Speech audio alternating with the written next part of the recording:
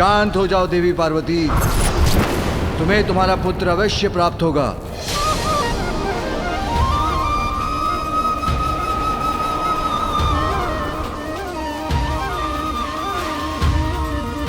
इसलिए नहीं कि तुम संहार कर रही हो, किंतु इसलिए कि पुत्र प्राप्ति की तुम्हारी कामना अत्यंत प्रबल है। क्योंकि तुमसे पूछे बिना मैंने देवताओं को वरदान दिया था, क्योंकि पुत्र प्राप्ति के लिए तुमने इतना कठोर व्रत कर श्री हरि से सुंदर पुत्र पाने का वरदान प्राप्त किया था। इन सब कारणों से मैं तुम्हें तुम्हारा पुत्र अवश्य दूंगा। ऐसा पुत्र जो असाधारण होगा, दिव्य होगा, सबसे भिन्न और अहंकार रहित होगा। मेरे वचन व्यर्थ नहीं होंगे पार्वती, इसलिए अब शांत हो जाओ महेश्वरी।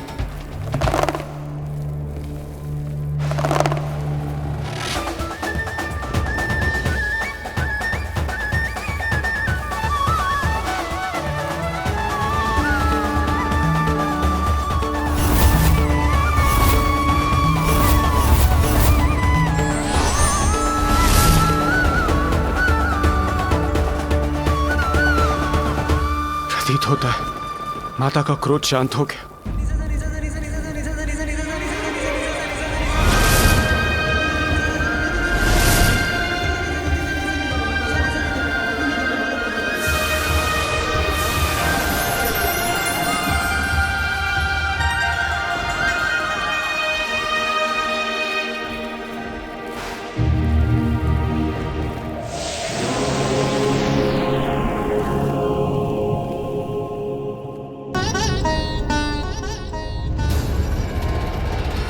उमा, देवी पार्वती अपने आप को संभालिए।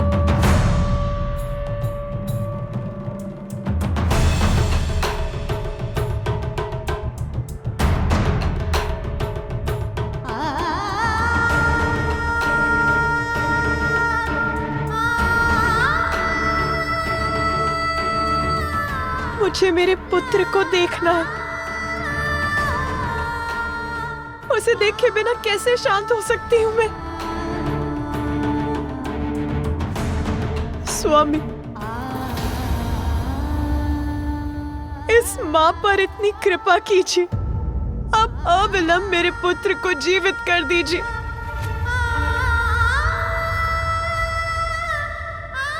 अभी तो मैंने उसका अन्नप्राशन भी नहीं किया। मुझे उस पर अपनी स्नेह वर्षा करनी है, उसे अपने हाथों से खिलाना है, दुलारना है, उस पर अपनी ममता उड़ेलनी है।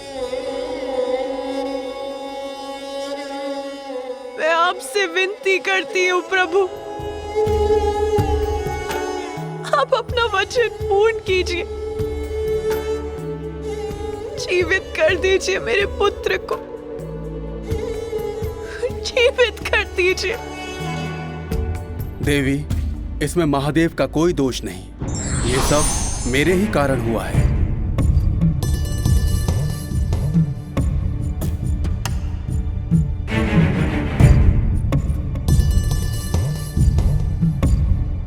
आपका दोषी तो मैं हूं। इस घटनाक्रम का संपूर्ण दोष मेरा ही है। कैसे महर्षि कश्यप? इस सब से आपका क्या संबंध है? संबंध है माता, इसका मेरे शाप से ही गूढ़ संबंध है। बहुत समय पूर्व महादेव के दो परम भक्त थे, माली और सुमाली, और महादेव ने उन्हें अभयदान दिया था। वत्स, मैं तुम दोनों की भक्ति और तप से अत्यंत प्रसन्न हूं और तुम्हें अभय दान देता हूं। दिगंबराय तस्मै नकाराय नमः शिवाय। इसके पश्चात एक बार माली और सोमाली का सूर्यदेव के साथ युद्ध हुआ, जिस युद्ध में सूर्यदेव उनका वध करने के लिए तैयार हो गए। तब माली और सोमाली के अभयदाता महादेव को प्रकट होकर उनकी रक्षा करनी पड़ी। उन्होंने सूर्यदेव पर अपने त्रिशूल का प्रहार कर उन्हें मरणासन अवस्था में उनके रथ से नीचे गिरा दिया। तभी मैं सूर्य का पिता वहां पहुंच गया और मैंने अपने पुत्र सूर्य की देह को दीन अवस्था में पृथ्वी पर गिरा हुआ देखा और तब रोष और संताप से प्रभावित होकर मैंने महादेव को एक अत्यंत अनिष्टकारी श्राप दिया कि जिस प्रकार आज आपके कारण मेरे समक्ष मेरा पुत्र मरणासन अवस्था में गिरा पड़ा है, उसी प्रकार आप स्वयं अपने पुत्र को अपने त्रिशूल से आहत करेंगे महादेव। उस समय मेरे पुत्र की मृत्यु तो नहीं होने दी महादेव आपने, किंतु मैं तो श्राप दे चुका था। वो स्थिर रहा जिसके कारण ही आज यहाँ ये सब घटा। किंतु हे महादेव, आप तो करुणा सागर हैं, सब जीवन के स्रोत हैं, इसलिए मेरी विनती स्वीकार कर मुझे दोष मुक्त कीजिए। अपने पुत्र को जीवित कर दीजिए महेश्वर। आप चाहें तो ये अवश्य संभव होगा। ऋषिवर, अब वही करने का प्रयास करने जा रहा हूं। अब मुझे आज्ञा दीजिए। प्रणाम महादेव। प्रणाम माता।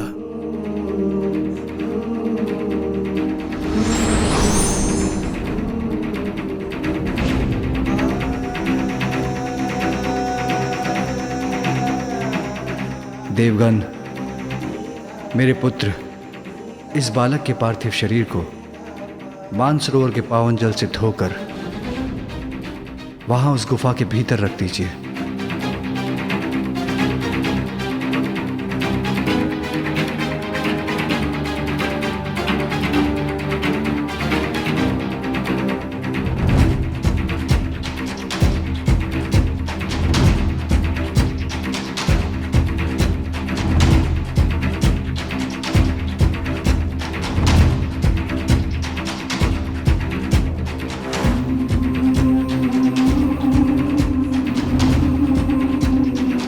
मुझ पर विश्वास रखिए देवी, इसी विधि से उसे मैं पुनर्जीवित कर सकूंगा।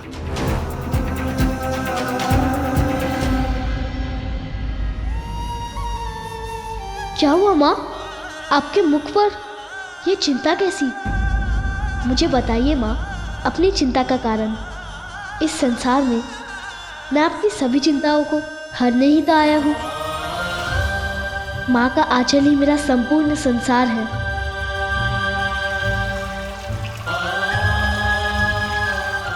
तुम ये क्या कर रहे हो पुत्र? अभी बताता हूँ माँ।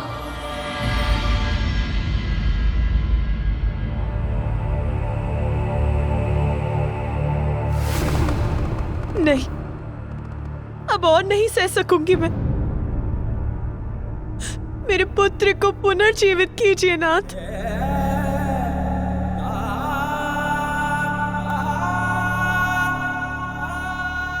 धैर्य रखो उमा। बिना शीश के मैं उसे जीवन नहीं दे सकता। मेरे त्रिशूल के प्रहार से उसका शीश सदा के लिए नष्ट हो चुका है, किंतु उसका भी उपाय है। उसका धड़ किसी और शीश से जोड़ना होगा।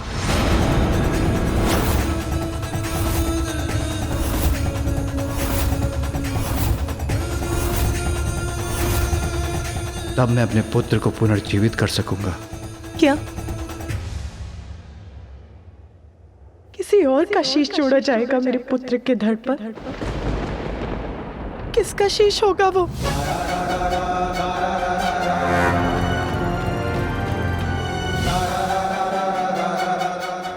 उत्तर दीजिए, किसका शीश दिया जाएगा मेरे पुत्र को?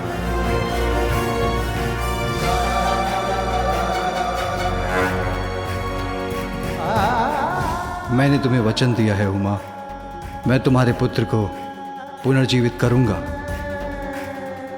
इसीलिए विश्वास रखो, जो होगा उचित ही होगा। किंतु स्वामी, उसे तो किसी और का शीश धारण करना होगा। किसी और का शीश हम कहां से लेकर आएंगे प्रभु? देवतागण, आप सभी उत्तर दिशा की ओर जाएं। उस दिशा में सर्वप्रथम जो भी नवजात शिशु आपको दिखाई दे, जिसका जन्म कुछ समय पूर्व हुआ हो उसका शीश ले आए। वही शीश इस बालक का शीश बनेगा।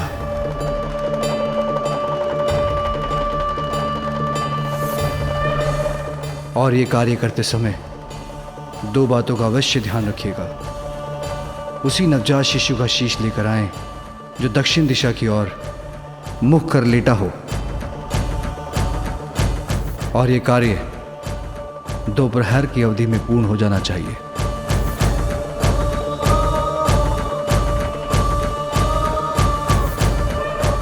अन्यथा मैं अपने पुत्र को पुनर्जीवित करने में अक्षम बचूंगा।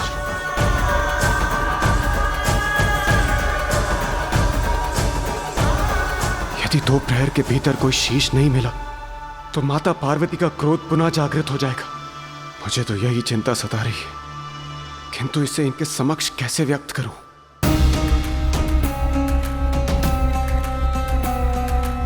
मात्र 2 प्रहर, बस इतना ही अवकाश है मेरे पुत्र के लिए शीश प्राप्त कर उसे पुनर्जीवित करने का। हम प्रयास तो कर सकते हैं इंद्रदेव, पर 2 प्रहर तो बहुत छोटी अवधि है। सूर्यदेव, ये महादेव की आज्ञा है। हमें उन पर विश्वास कर अति शीघ्र अपनी यात्रा प्रारंभ करनी चाहिए और अविलंब उत्तर दिशा की ओर प्रस्थान करना चाहिए। रुकिए इंद्रदेव, मैं भी आप लोगों की सहायता के लिए आप सबके साथ चलता हूं।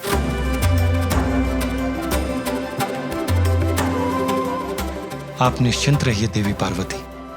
जिस प्रकार मैंने महादेव को गजासुर के उदर से मुक्त कराने का वचन निभाया था, उसी प्रकार मैं और समस्त देवगण अपने प्रयास से आपको निराश नहीं करेंगे।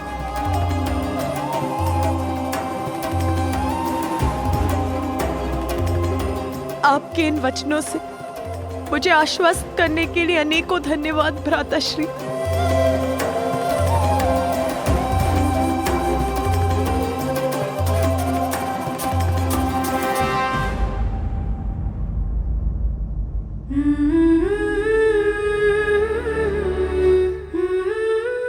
मेरा पुत्र पुनर्जीवित हो जाए, इतनी ही इच्छा है मेरी।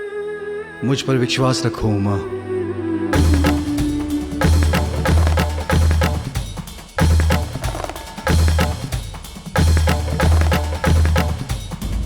मैं यही हूं पुत्र, तुम्हारे समीप, तुम्हारी प्रतीक्षा कर रही हूं, उसी प्रकार जैसे तुम द्वार के बाहर मेरी प्रतीक्षा कर रहे थे। तुम्हें छोड़कर कहीं नहीं जाऊंगी, यही हूं और यही रहूंगी। बस अब तुम शीघ्र आ जाओ पुत्र, शीघ्र आ जाओ।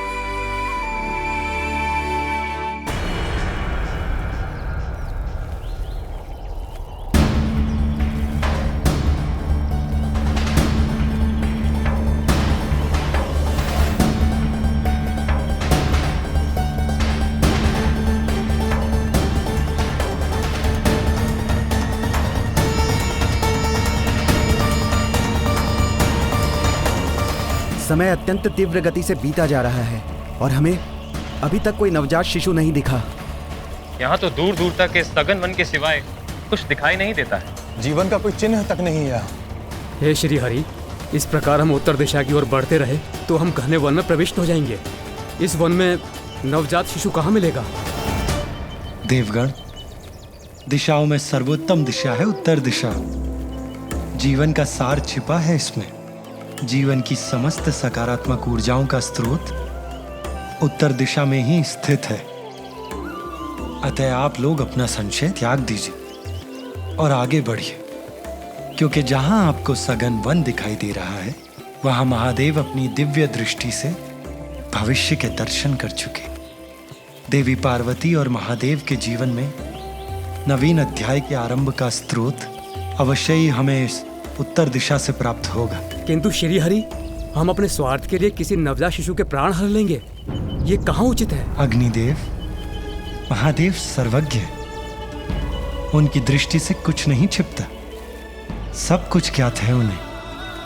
यदि उन्होंने कुछ कहा है तो उसके पीछे अवश्य ही कोई गूढ़ अर्थ छिपा है। इसलिए आप उनकी बात पर विश्वास कीजिए और उनके आदेशानुसार आगे बढ़िए। और वैसे भी जब मैं आपकी सहायता के लिए आपके साथ हूं तो आपको किस बात की चिंता।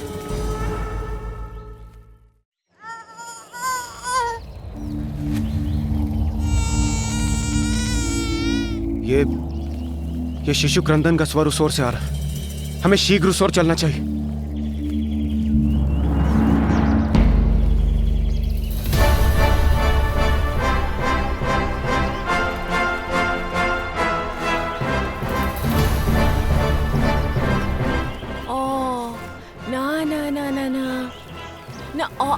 अरे अरे अरे अरे आले आले मेरा बच्चा, आले आले आले आले आले आले आले, शांत हो जा मेरा लाल, रोते नहीं। तुम्हारी माँ है ना तुम्हारे पास, फिर क्यों रोते हो भला?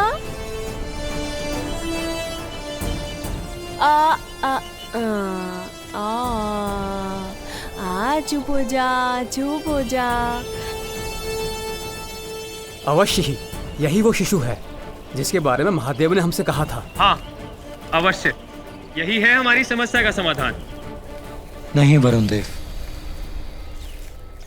आप भूल कर रहे हैं। भूल? कैसी भूल विष्णुदेव? ये एक शिशु है और नवजात भी, अर्थात हमें इसी का शीश ले जाना है ना? इंद्रदेव, ये शिशु नवजात अवश्य है, परंतु महादेव ने हमें स्पष्ट कहा था उसी नवजात शिशु का शीश लेकर आए जो दक्षिण दिशा की ओर मुख कर लेटा हो, और इस बालक का मुख पश्चिम दिशा की ओर।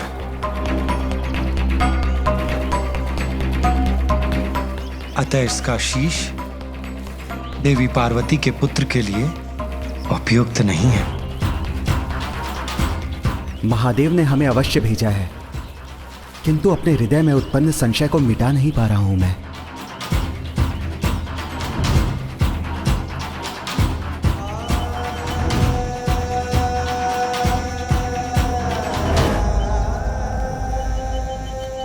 देवगण, इस शिशु को निहारने से कोई लाभ नहीं। एक प्रहर बीत चुका है, हमें शीघ्रता कर दूसरा शिशु ढूंढना होगा।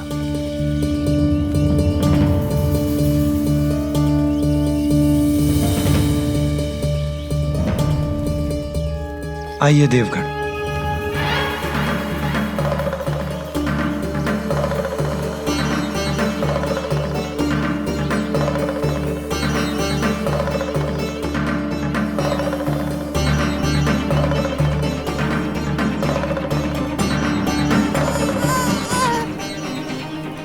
यहाँ कोई है, अवश्य है। संभव है यही वो शिशु है जिसका शीश हम ढूंढ रहे हैं।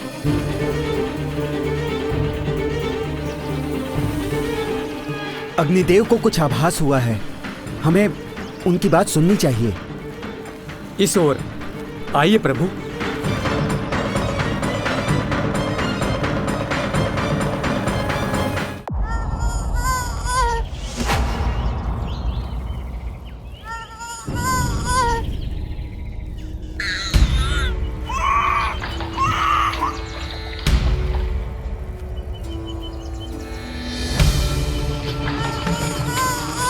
विष्णुदेव, देखिए ये यक्षिणी और उसका शिशु। और कितना सुंदर है, माता पार्वती भी इसे देखकर अत्यंत प्रसन्न होंगी। आप सभी उत्तर दिशा की ओर जाएं। उस दिशा में सर्वप्रथम जो भी नवजात शिशु आपको दिखाई दे, जिसका जन्म कुछ समय पूर्व हुआ हो, उसका शीश ले आए।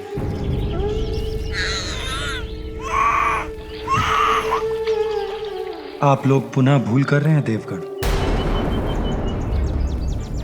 महादेव ने स्पष्ट कहा था कि हमें किसी नवजात शिशु का शीश ढूंढना है, किंतु ये यक्ष शिशु नवजात नहीं है। इसकी आयु 1 वर्ष के समीप है।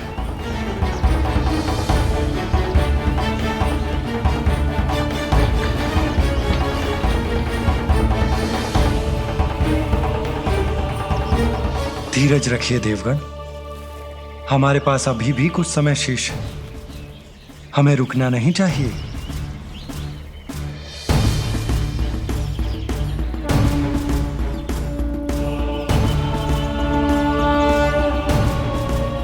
आइए देवगण,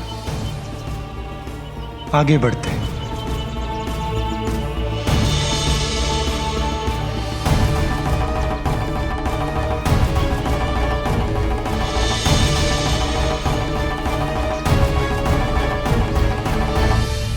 यहाँ तो वन्य पशु भी कठिनाई से आते होंगे, फिर श्रीहरि हमें वन के और भीतर कहाँ ले जा रहे हैं?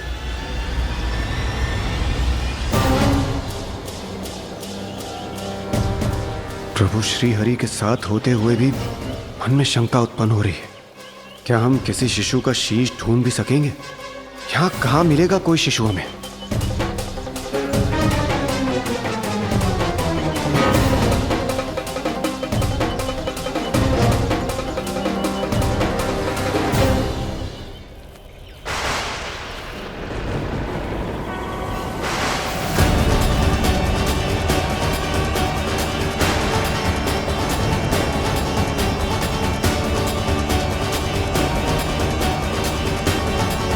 प्रतीत होता है हम सबकी खोज पूर्ण हुई।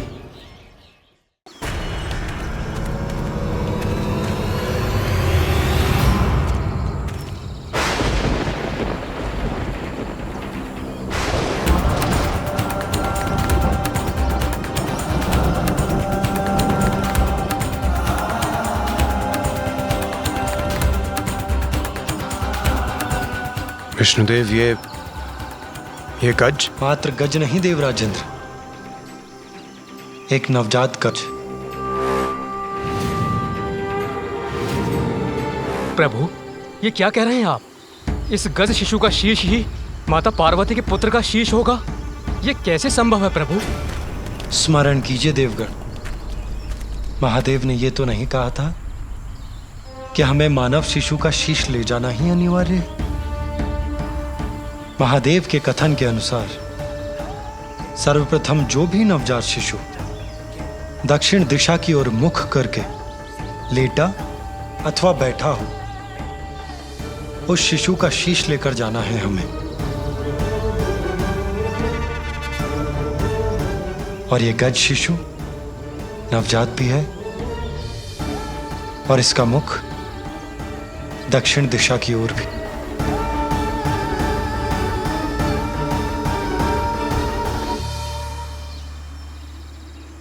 विष्णुदेव, ये गजमाता भी तो माँ है। जब ये निद्रा से जागेगी और अपने पुत्र को अपने समीप नहीं पाएगी तो इस माँ की भी क्रोधाग्नि जागृत हो जाएगी और तब ये भी भयंकर उत्पात मचाकर सर्वत्र विनाश करेगी। नहीं सूर्यदेव, शिशु के जन्म पर माता उस पर अपना वात्सल्य उड़ेलती है, उसे अपने तन से स्नेहपूर्वक लगाकर उसका पोषण करती है। पल भर के लिए भी उसे अपनी आंखों से ओझल नहीं होने देती। किंतु उसके विपरीत ये गज माता अपने पुत्र से दूसरी ओर मुख करके निद्रामग्न है, अर्थात उसे अपने शिशु का ध्यान भी नहीं। उसने तन और मन दोनों से शिशु का त्याग कर दिया है। और ये नवजात शिशु अपनी माता के समीप होकर भी इस संसार में सर्वथा एकाकी है। इसे एक मां की आवश्यकता है।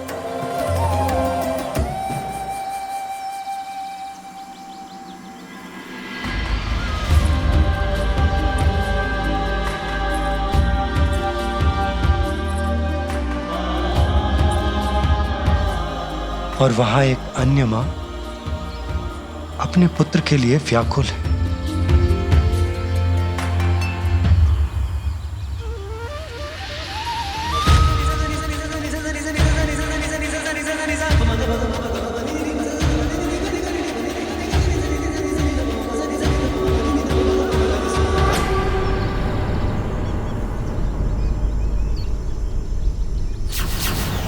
इसके प्राणांत के बाद ये गज शावक मेरे धाम में स्थान पाएगा।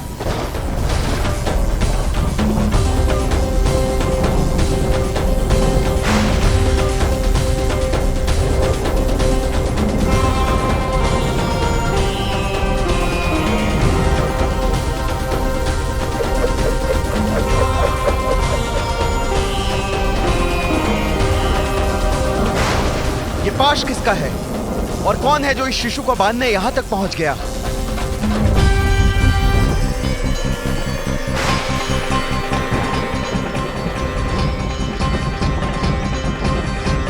विष्णुदेव, देवराज और सभी देवगणों को मेरा प्रणाम।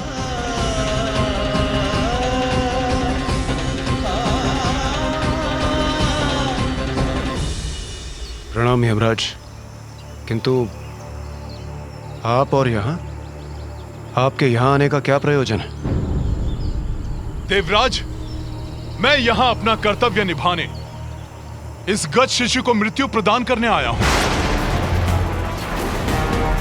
किंतु यमराज, महादेव ने तो हमें आदेश दिया है कि दक्षिण की ओर जिस नवजात शिशु का मुख हो उसका शीश हम उनके पास पहुंचा दें, जिसके अनुसार ये गज शिशु उनके लिए सर्वथा उपयुक्त होगा। यही तो महादेव की लीला है।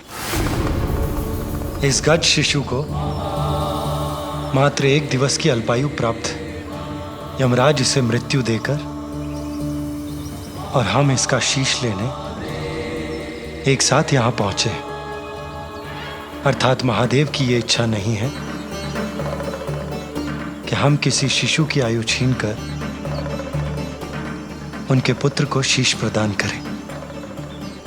जब इस गज शिशु की मृत्यु होने ही वाली है तो हमारे द्वारा इसका शीश ले जाने में कुछ भी अनुचित कहां है।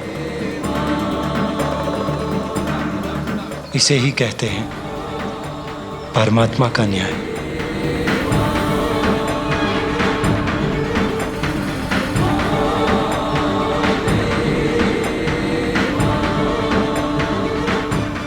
हे श्री हरि, आपके द्वारा इस गज शिशु के शीश को ले जाने के पूर्व मुझे इसके प्राण ले जाने की अनुमति प्रदान करें।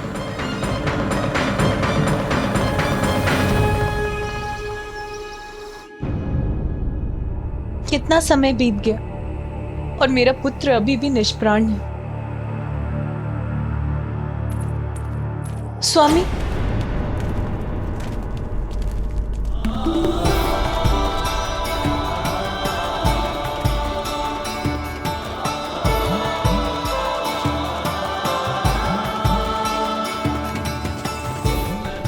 श्री हरि और देवगण लौट रहे हैं, अर्थात उनकी यात्रा सफल हुई। अब पुनः पा सकूंगी मैं अपने पुत्र को।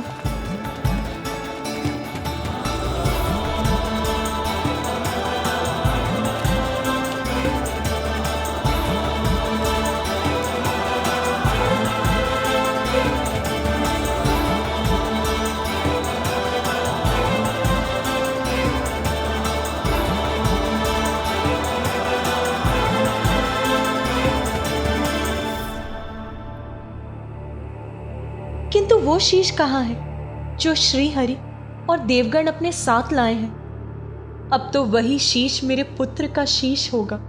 आपके आदेशानुसार हम ले आए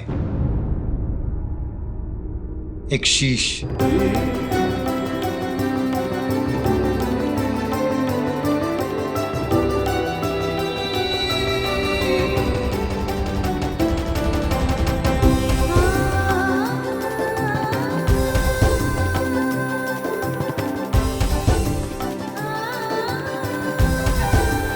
सूर्यदेव इस शीश को लेकर उस गुफा के भीतर जाएं, जहां हमारे पुत्र का पार्थिव शरीर स्थित है।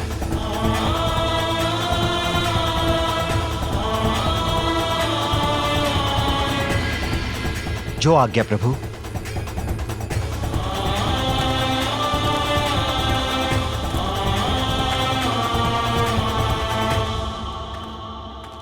प्रभु, मुझे अभी भी एक शंका है। हम नवजात शिशु का शीश तो ले ही आए, किंतु उसे आपके और माता पार्वती के पुत्र के धड़ से कौन जोड़ेगा प्रभु? इंद्रदेव, देवराज होने के नाते इस प्रश्न का उत्तर तो आपको भी ज्ञात होना चाहिए। ये कार्य अश्विनी कुमार करेंगे देवराज। आपको तो ज्ञात ही है, वो अत्यंत निपुण शल्य चिकित्सक हैं। क्यों, उचित कह रहा हूं ना मैं? जी प्रभु। देवराज इंद्र को तो अवश्य ज्ञात होगा जब अश्विनी कुमारों ने ऋषि दधंग का शीश उनके धड़ से विलग करके उसे पुनः उनकी देह से जोड़ दिया था। ऋषि दधंग को ब्रह्म विद्या का गूढ़ ज्ञान प्राप्त था। ये वो वैदिक विद्या है जिससे देवता देवत्व के चरम तक पहुंच सकते हैं। देवराज इंद्र ने उनसे यही विद्या सीखने का प्रयास किया।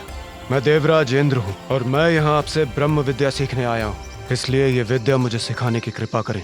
देवराज, ये विद्या तो केवल उन्हें ही सिखाई जा सकती है जो किसी भी अवस्था में इसका कोई दुरुपयोग ना करे।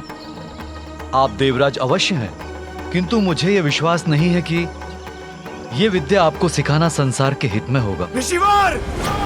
आपने देवराज इंद्र को यह विद्या सिखाने से मना किया।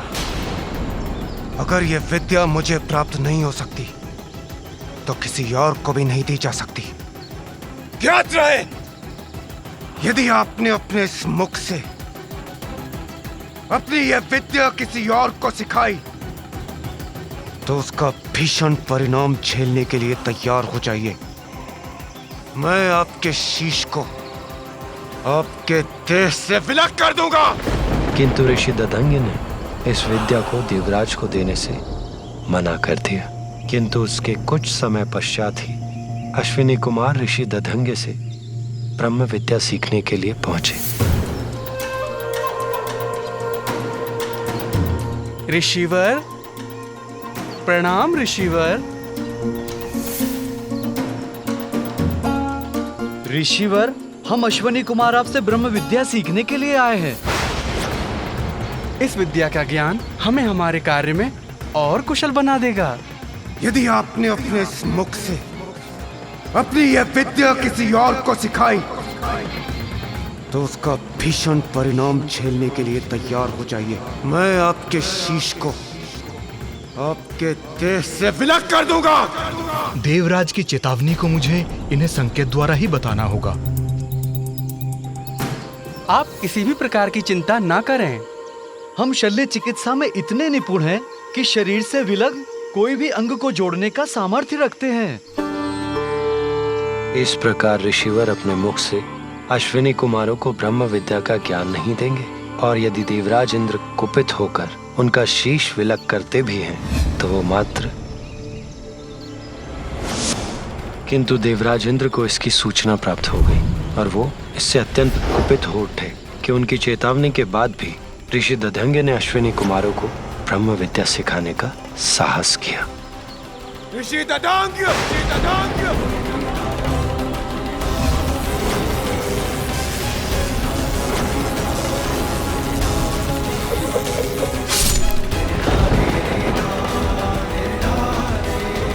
इसके उपरांत दोनों अश्विनी कुमारों ने ऋषि दधंग के शीश को उनके शरीर पर पुनः स्थापित कर संजीवनी विद्या से उन्हें पुनर्जीवित कर दिया। आप दोनों का कल्याण हो। आप दोनों ने मात्र मेरे जीवन की रक्षा नहीं की, अपितु मेरे धर्म को भंग होने से भी रक्षित किया है। एक गुरु होने के कारण आप दोनों जैसे योग्य शिष्यों को धर्म का ज्ञान देना मेरा धर्म था। यदि देवराज इंद्र के भय से मैं आपको ये ज्ञान दिए बिना लौटा देता, मेरे गुरु होने का धर्म खंडित होता। शल्य चिकित्सा में पारंगत और संजीवनी विद्या के ज्ञाता भी हैं अश्विनी कुमार, इसलिए बालक के शीश को उसके धड़ से जोड़ने के लिए उनका बुलाया जाना स्वाभाविक है और उपयुक्त भी। बालक के शीश को उसके धड़ से जोड़कर वो उसे प्राण दान देने में समर्थ है।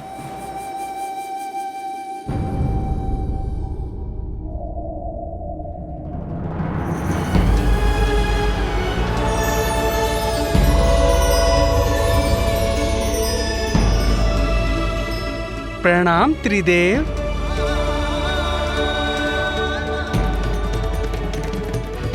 प्रणाम देवतागण।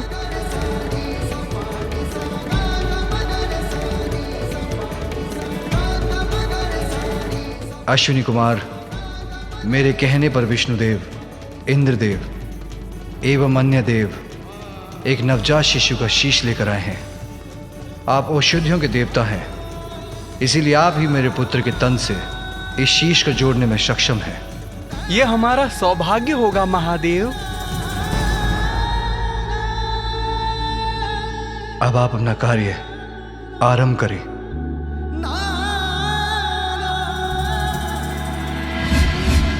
देवगण,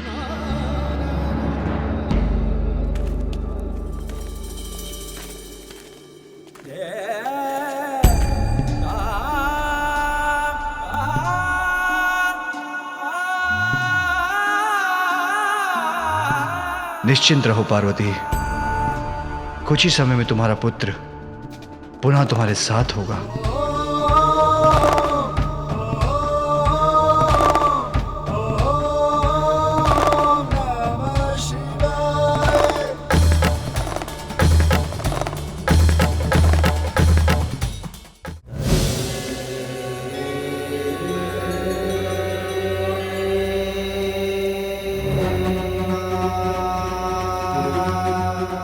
महादेव, हम शीश को तो बालक के शरीर से जोड़ देंगे, किंतु इनकी मृत्यु आपके त्रिशूल के प्रहार से हुई थी, इसलिए हम इन्हें जीवन प्रदान नहीं कर सकेंगे।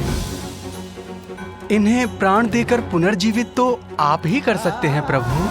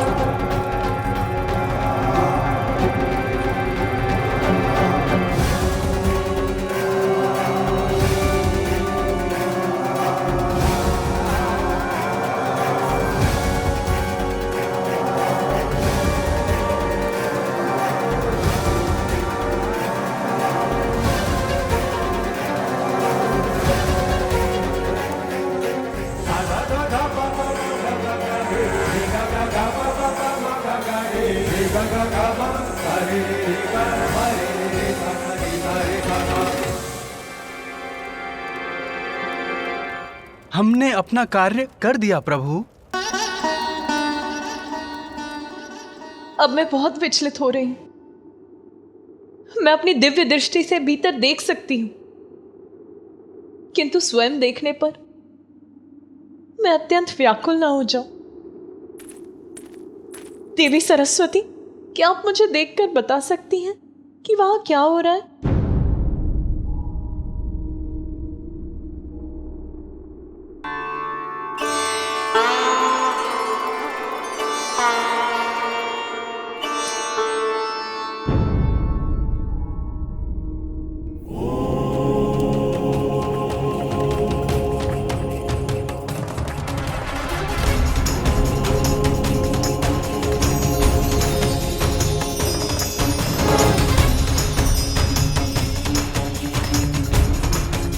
देवी पार्वती, महादेव आपके पुत्र को प्राण दे रहे हैं। उनके पांव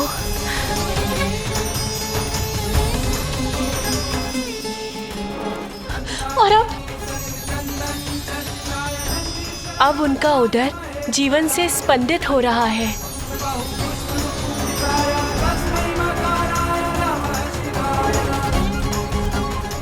और अब क्या हो रहा है वहाँ? अब उनके हाथ और उनकी भुजाएं, उसमें भी जीवन का संचार हो रहा है।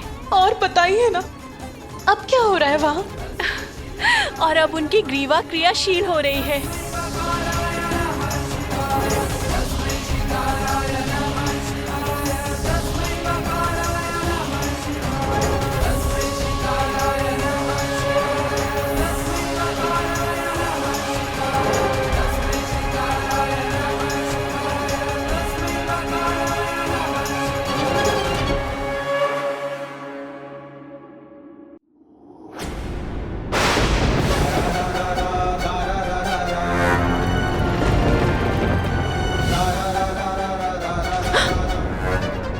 क्या हुआ? आपने अपनी दिव्य दृष्टि क्यों हटा ली? आप मुझे कुछ बता क्यों नहीं रही? वो देवी पार्वती, जैसा मैंने कहा, महादेव आपके पुत्र को प्राण दे रहे हैं। नहीं, कुछ तो है जो देवी सरस्वती मुझे नहीं बता रही। मैं स्वयं जाकर देखती हूँ।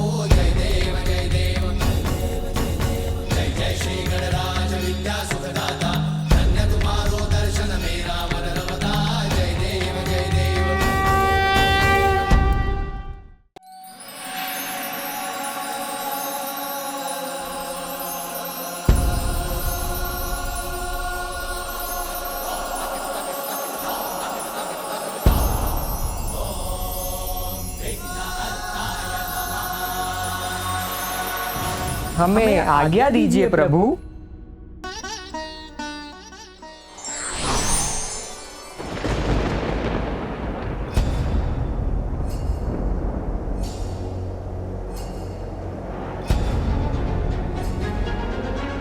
ज्ञात नहीं पार्वती की क्या प्रतिक्रिया होगी जब वो अपने पुत्र को इस नवीन शीश के साथ देखेगी।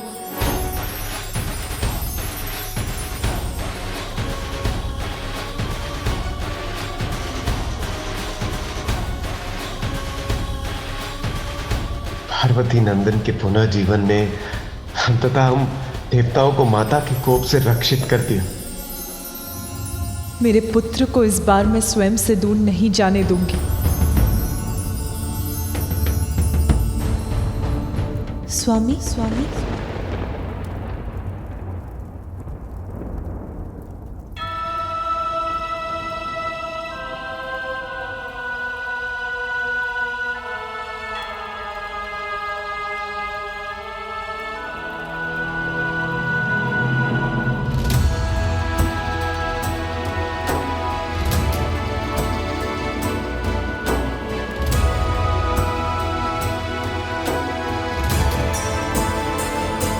आशा करता हूं कि देवी पार्वती की पीड़ा समाप्त हो जाएगी।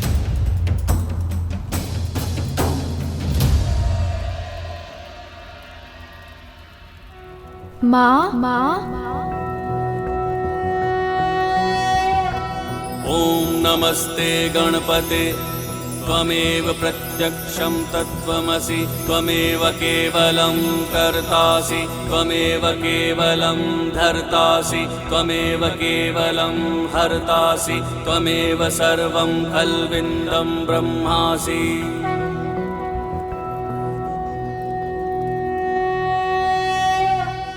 पुत्र, पुत्र,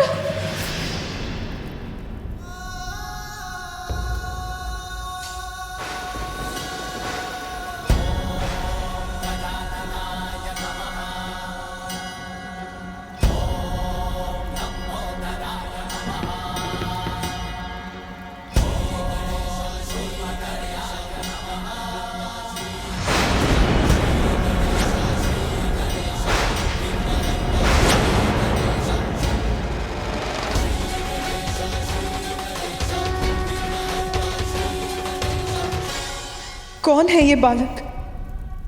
माँ, माँ,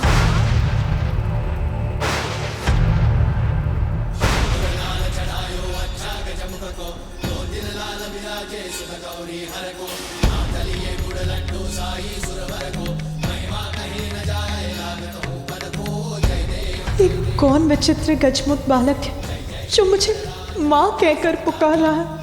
ये तो मेरा पुत्र नहीं।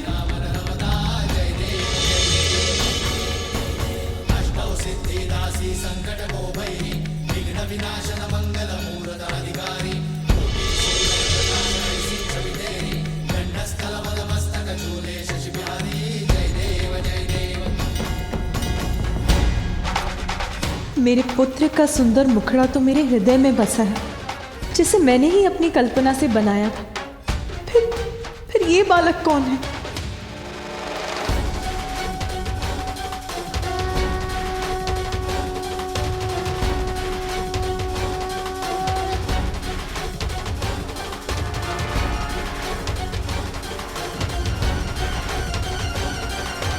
माँ,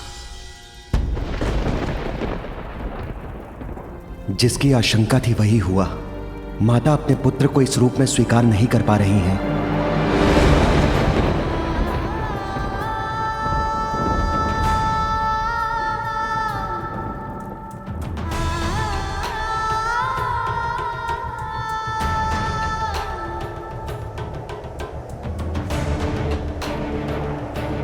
देवी पार्वती इस प्रकार लौट क्यों गई? क्या हो गया है उन्हें?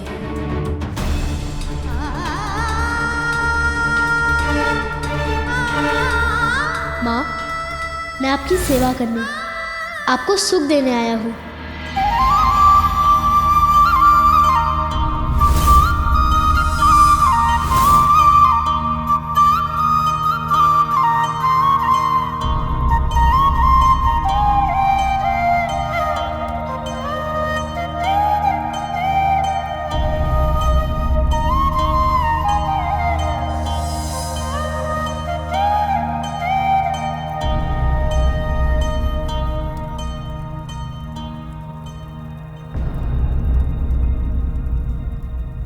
स्वामी,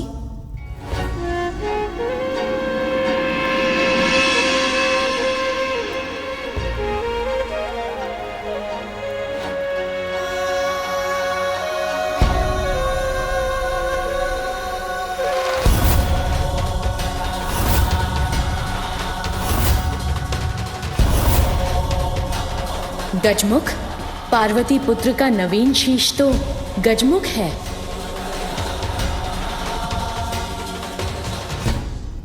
नहीं नहीं, ये अवश्य स्वामी की कोई लीला है।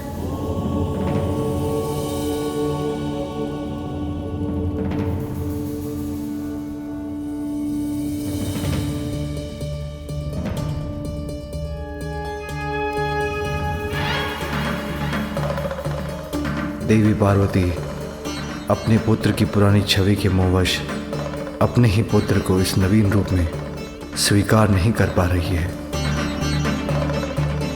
किंतु अपनी मां के मुंह फेर लेने से इसके कोमल हृदय को आहत होने से बचाना होगा। पुत्र, तुम कुशल तो हो ना?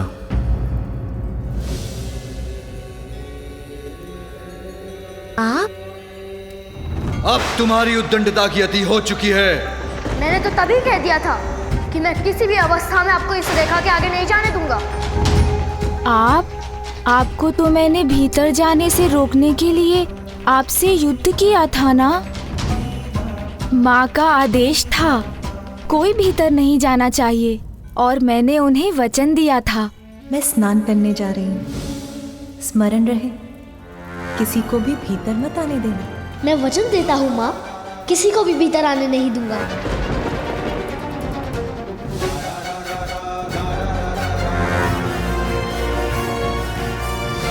मैंने अपना वचन निभाया माँ। मैंने इन सभी को बहुत समझाया, किंतु ये तो अपने हठ पर अड़े थे। मैंने जो रेखा खींची थी उसे पार कर भीतर जाने के इन्होंने अनेकों प्रयास किए, किंतु मैंने किसी को भी भीतर जाने नहीं दिया।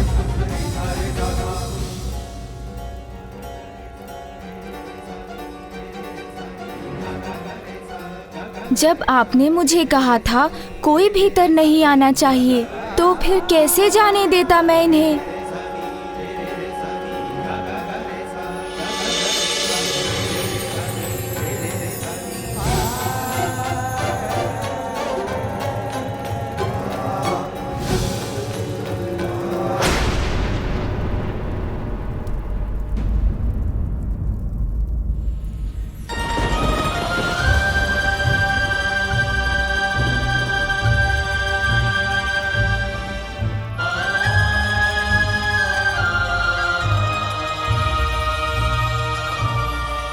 कैसे मान लूं कि यही बालक मेरा वो पुत्र जिसे मैं स्नान के पूर्व बाहर छोड़कर गई थी।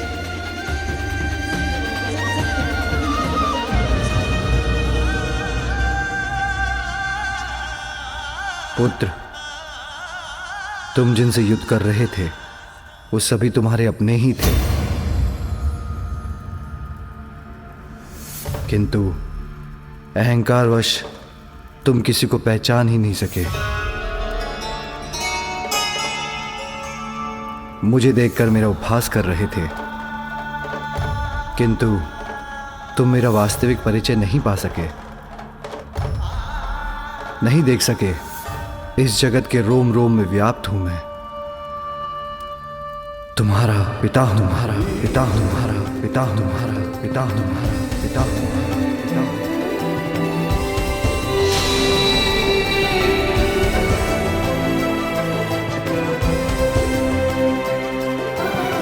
मेरे पिता? आप हैं मेरे पिता? पिता, संपूर्ण जगत मुझे जगत पिता कहकर पुकारता है, किंतु इस बालक के मुख से पिता पुकारा जाना तो मेरे लिए भी कितना सुखदायी है।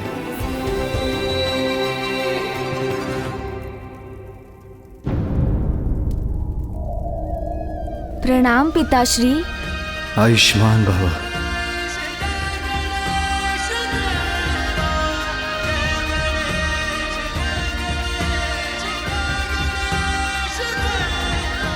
उठो पुत्र।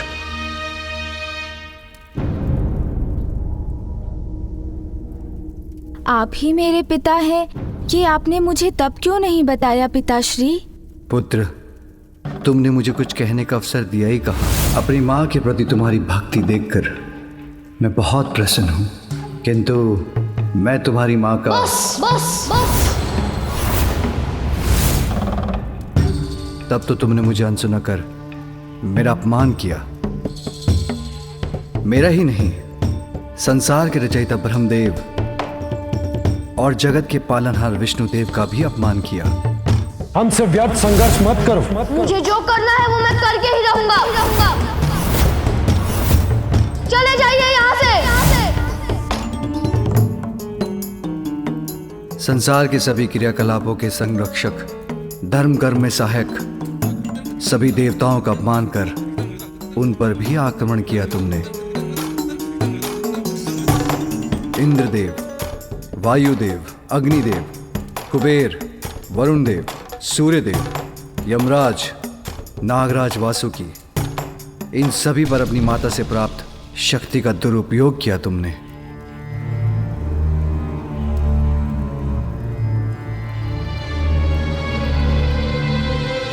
तुम्हारे अहंकार के कारण। यही कारण था पुत्र कि मैं तुम्हारा शीश तुम्हारे शरीर से विलग करने पर विवश हो गया।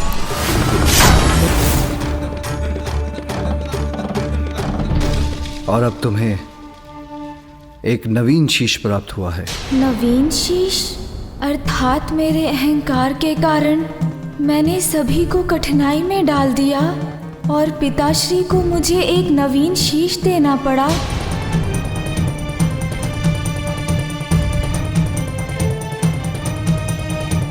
पिताश्री, मुझसे बहुत बड़ी भूल हुई। मुझे ऐसी उद्दंडता नहीं करनी चाहिए थी। उसके लिए मैं आप सभी से क्षमा मांगता हूँ। और पिताश्री, अहंकारवश आपका अपमान करने के लिए आपसे भी क्षमा याचना करता हूँ।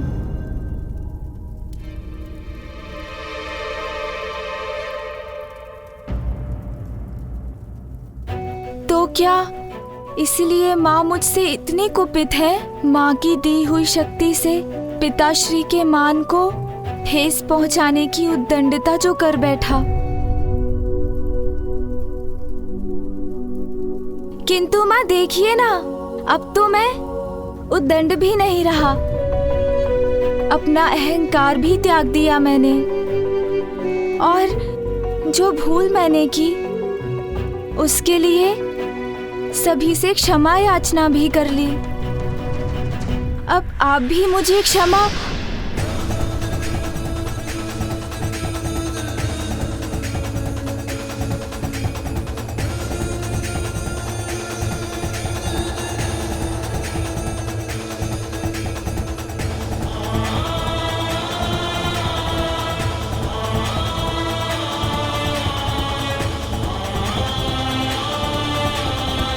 माँ ने मुझसे अपना मुख क्यों फेर लिया? वो मुड़कर लौट क्यों रही है?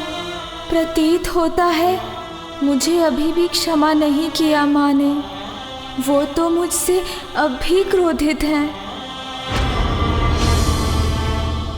इस बालक को तो माता पार्वती ने अस्वीकार कर दिया, किंतु इसमें उनका भी क्या दोष? प्रश्न तो ये उठता है, क्या इस गजमुखी बालक का किसी भी माता द्वारा स्वीकार किया जाना संभव है? असंभव। अभी उनके पास जाकर उन्हें मनाऊंगा तो माँ अवश्य मान जाएंगी। बहुत स्नेह करती है मुझसे, तो अधिक समय तक क्रोधित नहीं रह सकेंगी वो। तुम अपनी माँ के पास जाना चाहते हो ना पुत्र? जी पिताश्री। अवश्य जाना, किंतु उसके पूर्व एक बार अपने नवीन शीश के दर्शन तो कर लो। पिताश्री उचित कहते हैं, मुझे अपने नवीन शीश को तो देख ही लेना चाहिए। आओ पुत्र।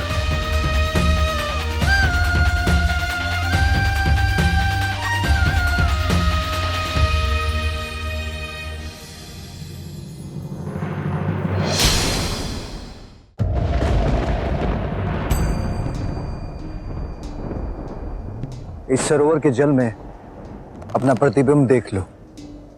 आगे बढ़ो।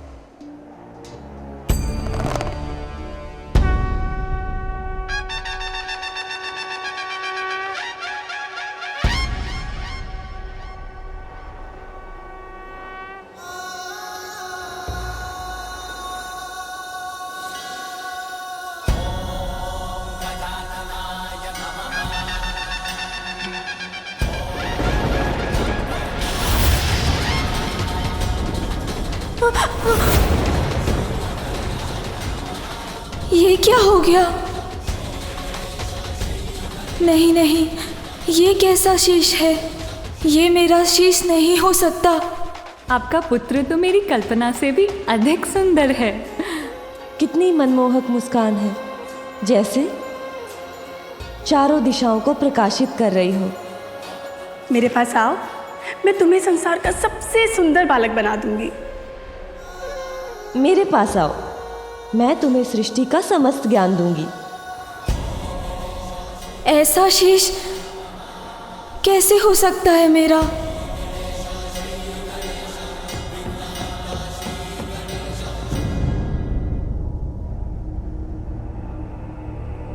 मेरा ये मुख पृष्ठ, मेरे ये बड़े बड़े कान और ये सूंड तो गज धारण करते हैं ना पिताश्री। मेरा ये सुंदर शीश गज के शीश में कैसे परिवर्तित हो गया पिताश्री? पुत्र, मेरा त्रिशूल अहंकार का नाश करने में कोई भेद नहीं करता। तुम्हारे मस्तिष्क पर अहंकार हावी हो गया था। वस्त्र के स्थान पर पशु चर्म से अपना तन ढकते हैं। रहने के लिए कोई घर नहीं, नाम पूछो तो कहते हैं सभी नाम मेरे हैं। अब ऐसी बात करने वाले को बहरूपिया नहीं तो और क्या कहूँ, और क्या कहूँ, और क्या कहूँ, और क्या कहूँ। जिसे नष्ट करने के लिए मेरे त्रिशूल ने तुम्हारे शीश को तुम्हारे तन से विलग कर दिया, और जिसे मेरा त्रिशूल भस्म कर दे उसे पुनः नहीं जोड़ा जा सकता। किंतु तुम्हारी मां ने तुम्हें पाने के लिए इतना त्याग किया था। इतनी कठोर तपस्या के बाद विष्णुदेव से वरदान प्राप्त कर तुम्हें जीवन दिया था। विष्णुदेव के वरदान की मर्यादा के लिए तुम्हारी मां की पुत्र प्राप्ति की प्रबल इच्छा को साकार बनाने के लिए और भविष्य में तुम्हारे द्वारा होने वाले जगत कल्याण के लिए तुम्हें दूसरा शीश देकर पुनर्जीवित तो करना ही था पुत्र।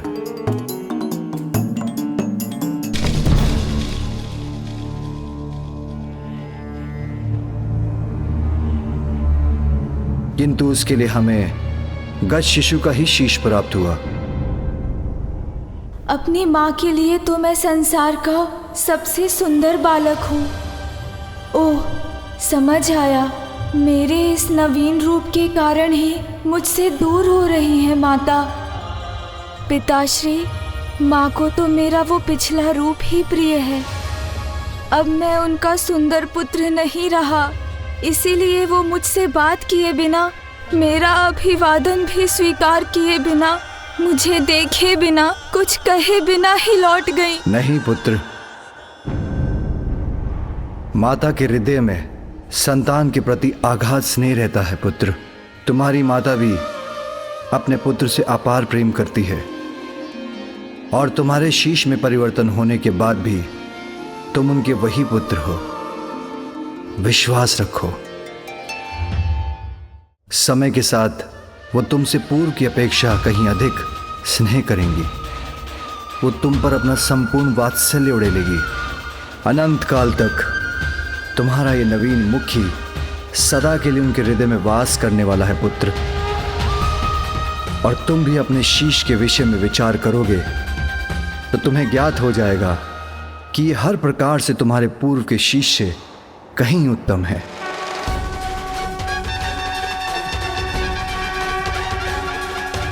उचित है पिताश्री, मैं अवश्य विचार करूंगा। मुझे आशीष दीजिए।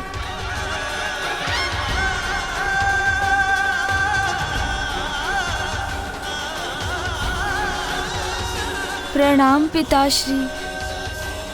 आयुष्मान भव। पिताश्री, यदि आपकी अनुमति हो तो मैं अब जाकर माँ से मिल लूं? अवश्य। जीवन समर्पित है तुझको माता, सांस सांस अर्पित है। अब मुझे अपनी माता को मनाना ही होगा।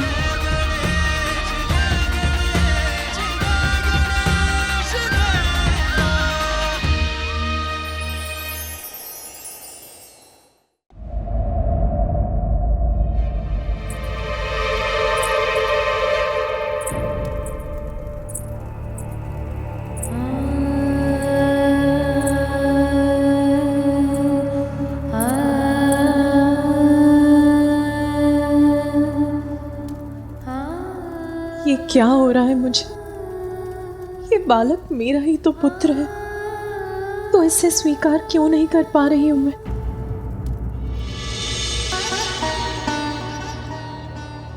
मैं चिंतित हूं महादेव। देवी पार्वती ने अभी तक अपने पुत्र को नहीं अपनाया है।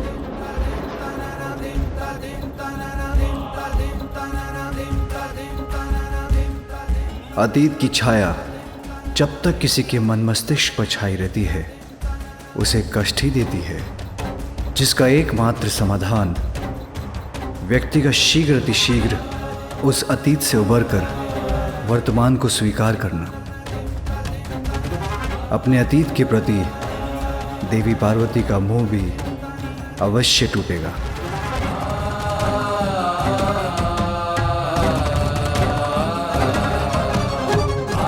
जब उनका वर्तमान इसके लिए उन्हें विवश कर देगा। माँ, आप कहाँ जा रही हैं माँ? रुकिए ना माँ, मैं यहाँ हूँ। इधर देखिए माँ, आपने ही अपनी कल्पना से मुझे बनाया है माँ। कल्पना में माता के छवि है एक प्यारी, रचने लगी उंगलियां छवि चित्र मनोहारी। इसलिए मैं आपका ही पुत्र हूँ और आप मेरी माँ हैं। किंतु महादेव, देवी पार्वती कैसे स्वीकार करेंगे अपने पुत्र को? ब्रह्मदेव, एक बालक तो अपनी माता के हृदय का ही अंश होता है। अपने हृदय को भला कोई कैसे नकार सकता है?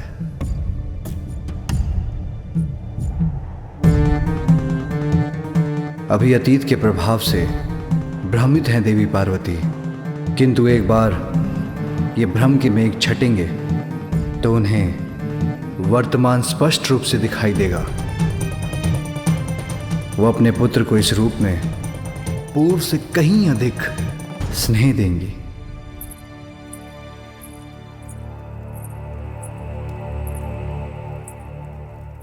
माँ, मैं इधर हूँ।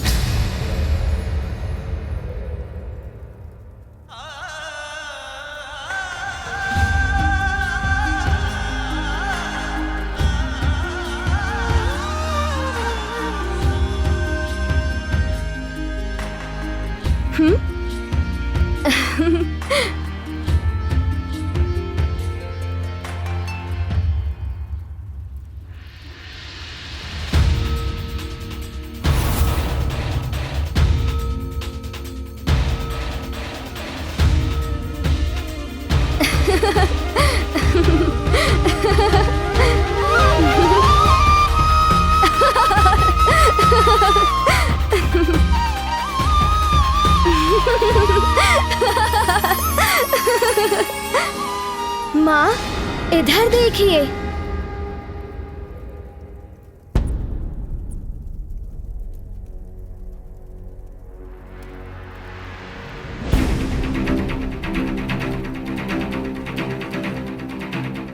माँ, मैं तुम्हें नहीं पहचानती।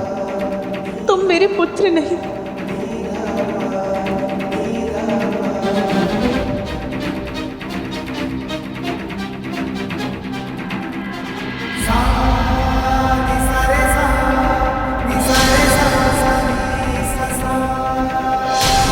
माँ मुझसे दूर क्यों जा रही हैं?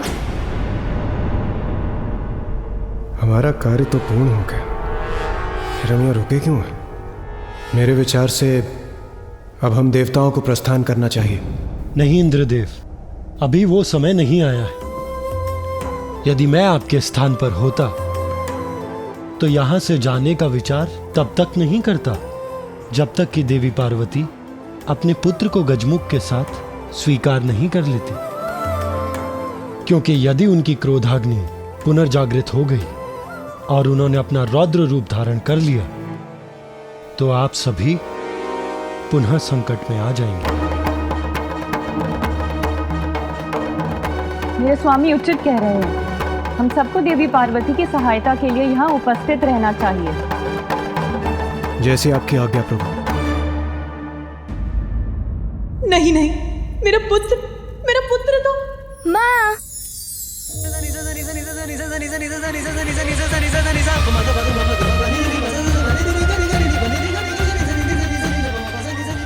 आइए ना, आइए ना माँ, शीघ्र आइए ना माँ, मैं ही हूँ आपका पुत्र। माँ, कहाँ जा रही हैं माँ? रुकिए ना माँ, मैं यहाँ हूँ, इधर देखिए माँ।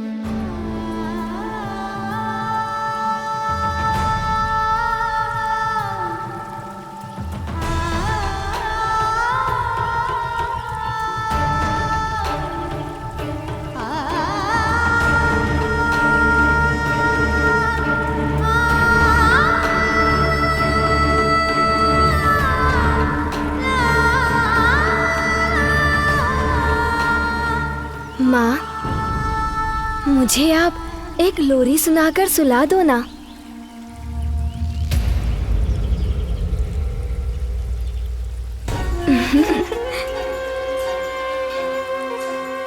माँ, मुझे स्मरण है, आपने मुझे लोरी सुनाकर सुलाया था। आज भी मुझे लोरी सुनाकर अपनी गोद में सुला दीजिए ना माँ।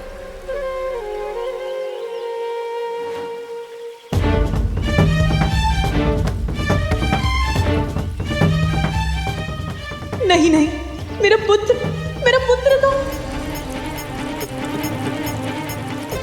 माँ,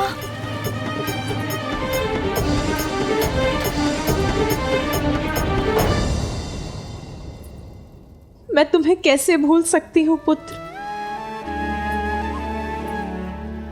कैसे भूल सकती हूँ तुम्हें? जब तक तुम्हारी स्मृतियां मेरे सामने रहेंगी, मैं तुम्हारे इस गजमुख को कैसे अपनाऊंगी?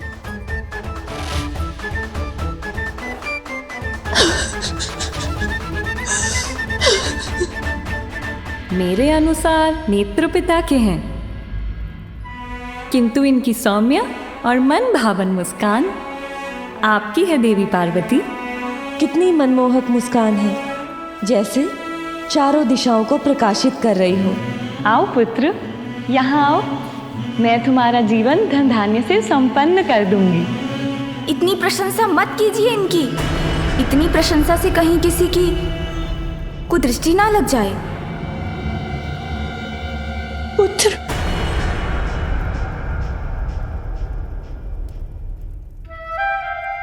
कुदृष्टि तो तुम पर पड़ी गई पुत्र।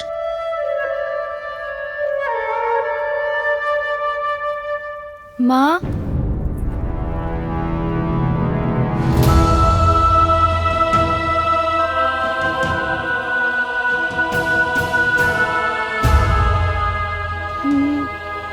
नहीं, ये अनर्थ होना ही नहीं चाहिए था।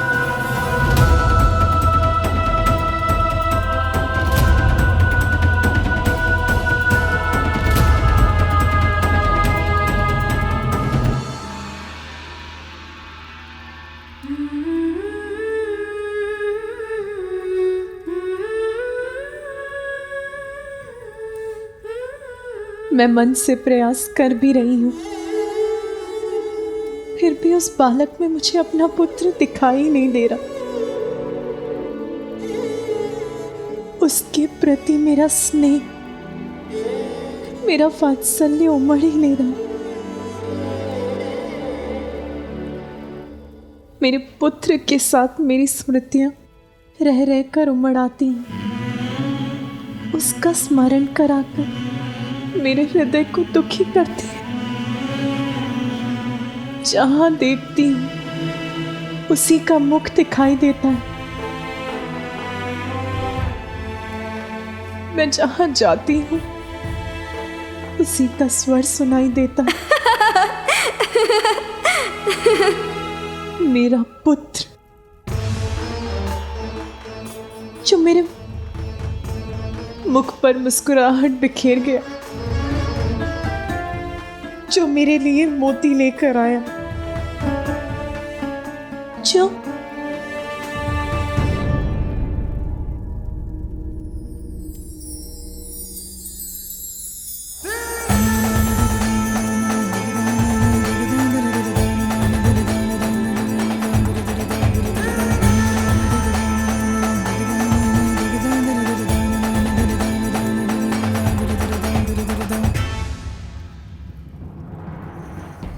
माँ,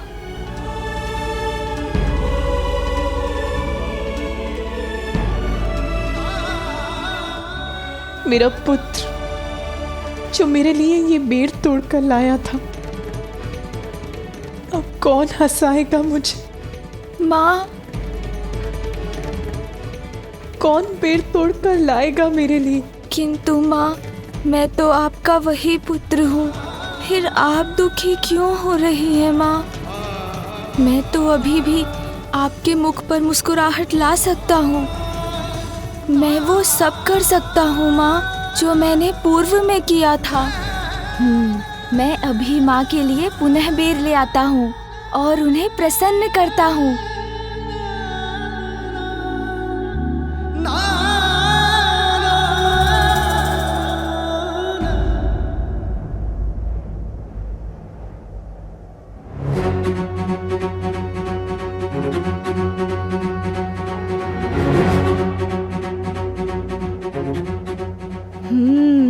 यहीं से तोड़कर वो बेर मैं ले गया था। ये बेर तो मैं तोड़कर ही रहूंगा। माँ पुनः प्रसन्न हो जाएंगी।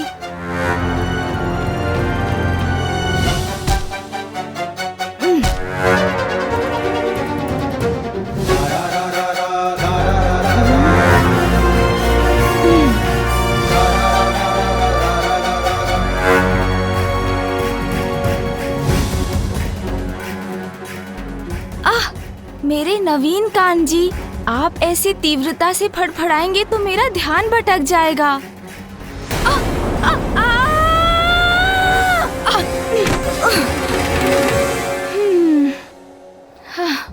देखा ना कान जी, कैसे धड़ से गिर गए हम।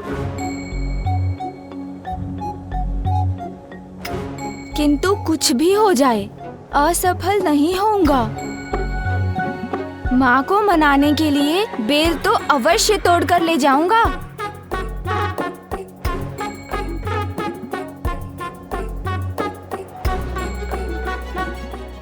कान जी, अभी हमारा एक दूसरे से उचित परिचय तो नहीं हुआ है, फिर भी हम तो एक ही हैं, तो मेरी सहायता कीजिए। इतना तीव्र मत फड़फड़ाया कीजिए।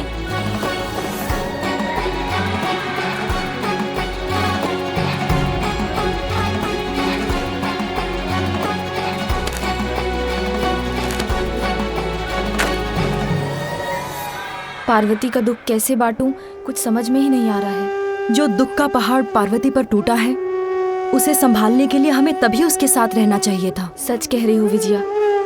उस बालक को देखकर अपने अशांत मन को शांत करने के लिए हम तो इतनी दूर निकल आई हैं, परंतु हमें अविलंब ही पार्वती के पास पहुंचना होगा।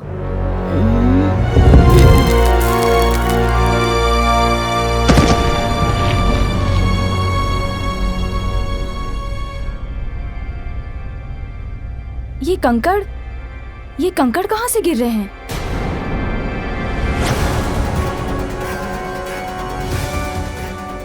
अरे बालक, वहाँ कहाँ चढ़ रहे हो? क्या करने का प्रयास कर रहे हो तुम? अरे बालक, नीचे आओ, चोट लग जाएगी। मुझे लगता है हमें अतिशीघ्र पार्वती के पास पहुंचकर ये बताना चाहिए। ये बालक, चलो।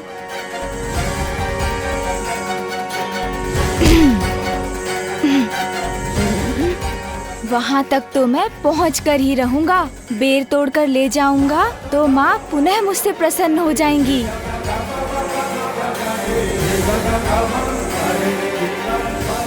अरे सूंड जी, अभी कान जी को समझाया था, तब आपने सुना नहीं। आप सभी नवीन अंगों को एक एक करके समझाना पड़ेगा मुझे। इतना महत्वपूर्ण कार्य है, उसमें मुझे रोकिए मत, सहायता कीजिए मेरी। क्या बात है देवी, आप बहुत चिंतित प्रतीत हो रही हैं। वो देवी पार्वती का पुत्र उस कठिन पहाड़ी पर चढ़ने का प्रयास कर रहा है। यहाँ खड़े मत रहिए, जाके शीघ्र ही महादेव को बताइए कि उनके पुत्र के प्राण संकट में हैं। जाइए, चलो शीघ्र चलो पार्वती, तुम्हारा पुत्र तो पर्वत पर चढ़ रहा है।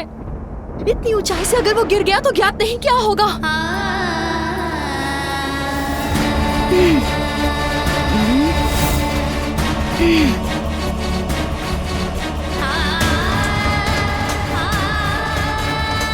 बस अब तो मैं वहां पहुंचने ही वाला हूँ।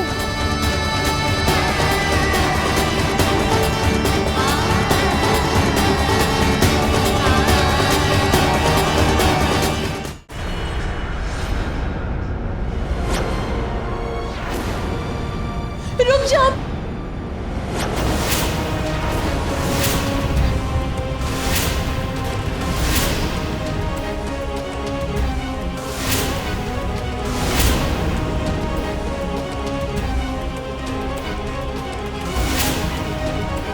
तुम वहां ऊपर क्या कर रहे हो? नीचे उतरो। गिर गए तो? कहीं पैर फिसल गया तो? पुत्र!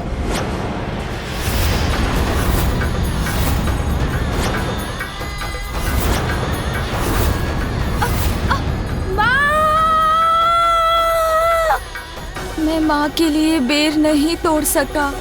माँ!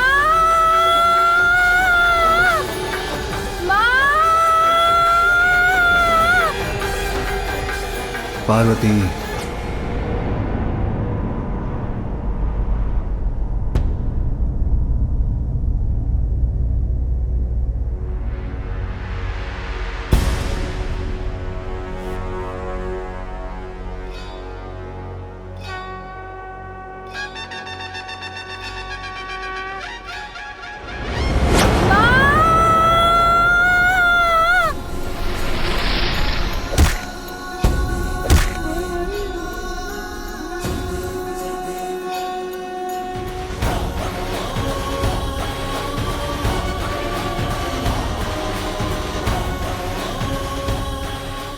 गिरने से तो बच गया, किंतु अभी भी उस पर संकट छाया है। वहीं अधर में लटका है वो। माँ, इधर देखिए ना माँ, कुछ भी तो नहीं हुआ मुझे। मैं तो पूर्ण रूप से सुरक्षित हूँ माँ।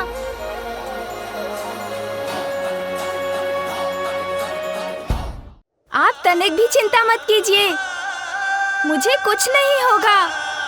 मैं तो आपके साथ रहने आया हूँ माँ, आपसे बिछड़ने के लिए नहीं। अभी किसी प्रकार सुरक्षित नीचे उतर आए। अरे वाह सोन जी, मुझे गिरने से तो बचा लिया आपने, किंतु अब माँ देख रही हैं, इसलिए अभी मुझे शीघ्रता से अपना कार्य पूर्ण करना होगा।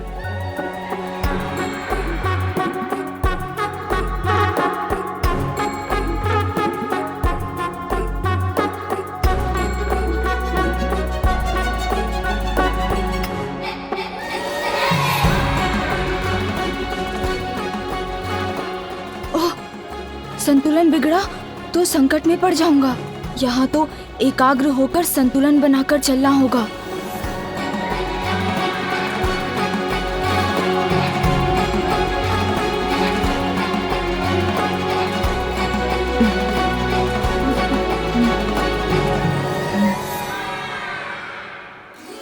लो, यहाँ तक तो पहुँच गया। अब एक बार पुनः ऊपर जाता हूँ। स्वामी, ये पुनः ऊपर क्यों चढ़ रहा है? आप उसे रोकने के लिए कुछ कर क्यों नहीं रहे? कुछ कहिए स्वामी, कुछ करिए। उसे किसी प्रकार से सुरक्षित नीचे लौटा लाइए। महादेव, देवी पार्वती अपने पुत्र को लेकर चिंतित है और उसकी रक्षा की गुहार लगा रही है, इसलिए आप इस तरह शांत ना रहिए।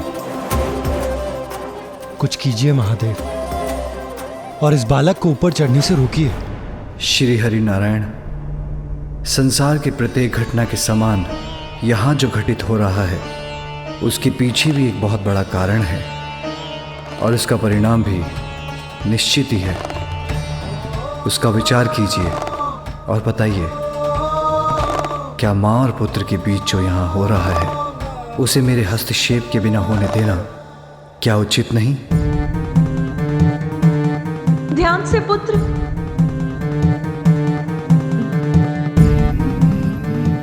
उचित है महादेव, उचित है।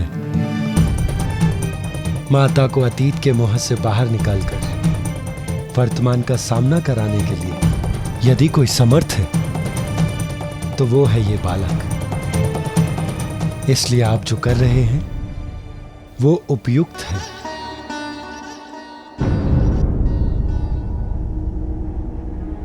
ये कैसा हट है? ये फिर ऊपर क्यों चढ़ रहा है? हाँ, यही तो है वो बेर जो माँ को प्रिय है। इन्हें माँ को दूंगा तो वो मुझसे अवश्य प्रसन्न होंगी।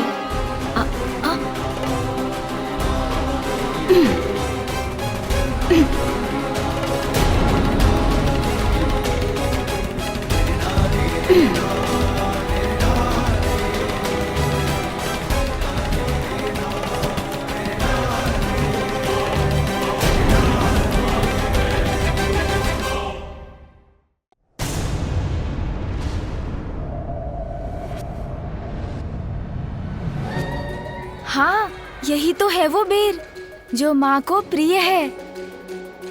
अच्छा सून जी, समझ गया। और भार पड़ा तो ये डाल टूट जाएगी, फिर तो हमें ये बेर मिलकर ही तोड़ने होंगे।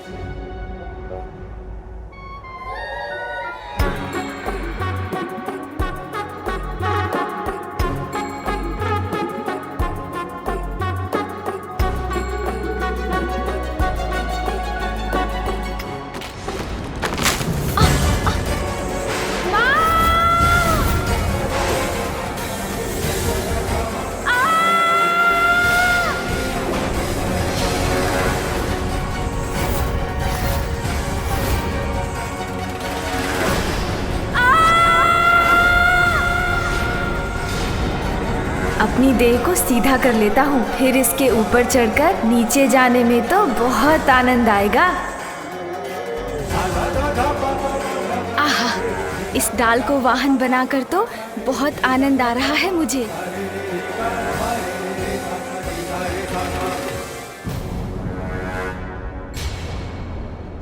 अरे, अब ये शिला कहाँ से आ गई? मुझे इससे बचने के लिए तो कुछ करना होगा।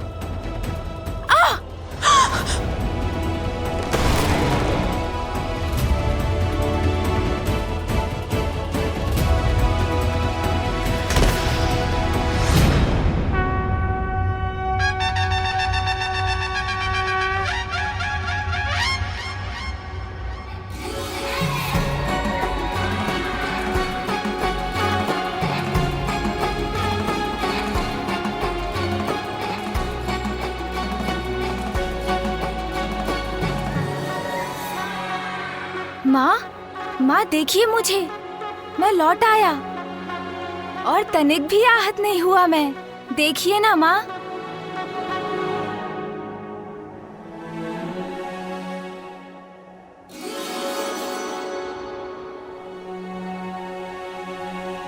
ये क्या करने का प्रयास कर रहे थे तुम?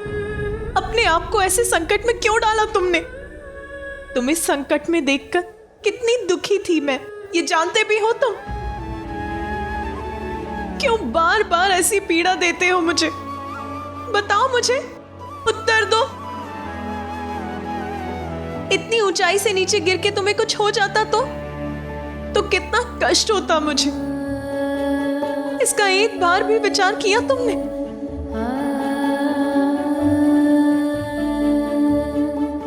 माँ तो सदैव माँ ही रहती है।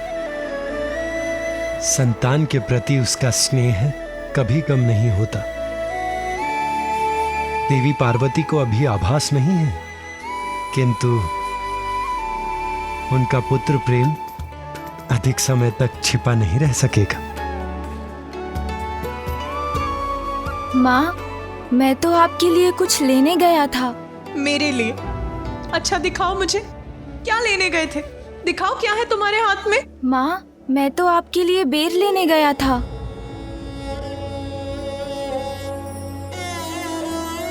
आपको बेर प्रिय है ना माँ?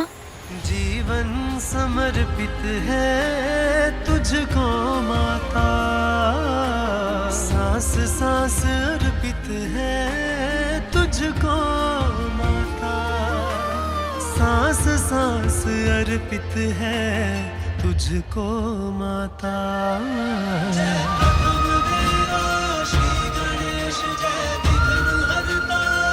ये लीजिए बेर माँ।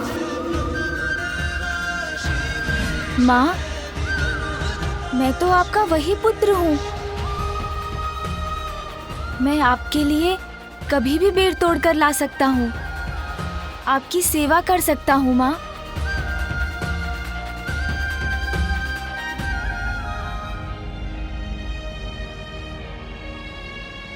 माँ, आपके नेत्रों में अश्रु, आप दुखी हो रही हैं माँ। ओह, समझा, आपको मेरा वो मुख अधिक सुंदर प्रतीत होता था ना, इसीलिए ना मेरे गजमुख को स्वीकार नहीं कर पा रही हैं ना आप। किंतु माँ, ध्यान से देखिए ना मुझे, बुरा नहीं हूँ मैं, अपितु अब तो मैं और भी सुंदर हो गया हूँ। आपको मेरी बात पर विश्वास नहीं हो रहा है ना माँ? आपको बता देता हूँ माँ कि मैं कैसे और अधिक सुंदर हो गया हूँ। कितने मीठे बोल हैं इसके, मैंने अभी तक उन पर ध्यान क्यों नहीं दिया? माँ देखिए, मेरा वो मुख और छोटे छोटे कान सुंदर तो थे, किंतु उन्हीं के कारण तो इतने बड़े संकट में पड़ गया था मैं। किसी की बात ही नहीं सुनी, बड़े बड़े बोल बोलता चला गया। बस भिक्षुक बस, अब मैं आपके मुख से एक भी शब्द नहीं सुनना चाहता। उद्दंडता करता गया।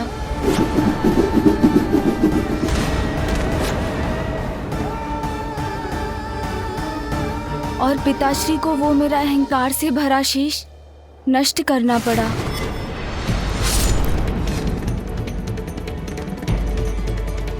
माँ, मैंने उचित सुना है ना कि सुनने से तो ज्ञान बढ़ता है, इसीलिए जो अधिक सुनते हैं और कम बोलते हैं वही बड़े ज्ञानी बन पाते हैं, है ना माँ? अब मेरे इन बड़े कानों से तो मैं सब कुछ सुन सकता हूँ, इसलिए मैं भी बहुत बड़ा ज्ञानी बन जाऊंगा ना माँ? तो माँ, मेरे ये बड़े बड़े कान ज्ञान के ही प्रतीक है ना? मेरे मुख पर तो वैसे ही सूंड रूपी ताला पड़ गया है, जो मुझे कम बोलने के लिए प्रेरित करता है। इसलिए मैं अब आवश्यकता से अधिक बोल ही नहीं सकता। अरे, इतनी अल्पायु में ही ये तो इतना बड़ा ज्ञानी बन गया, कैसी बुद्धिमानी की बातें कर रहा है। और हाँ माँ, मेरे ये नेत्र तो बड़े ही अद्भुत हैं। इनसे मैं सब कुछ बड़ी सूक्ष्मता से देख पाता हूँ, इसलिए अब मेरे लिए सत्य और असत्य का भेद करना बहुत ही सरल हो गया है।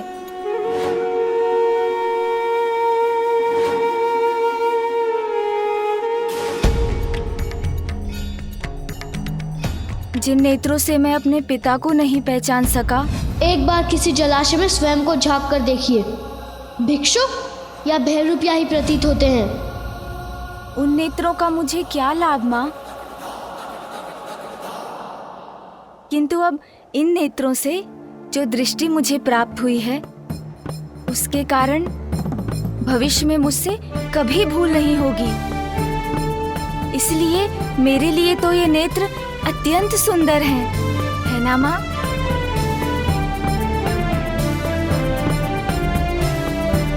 क्योंकि मेरे ये गज नेत्र तो सूक्ष्मता के प्रतीक हैं।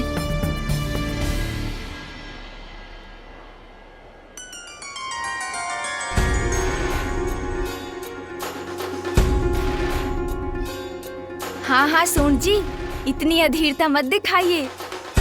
मैं तो माँ को आपके ही बारे में बताने वाला हूँ, इसलिए धैर्य रखिए, चिंता मत कीजिए।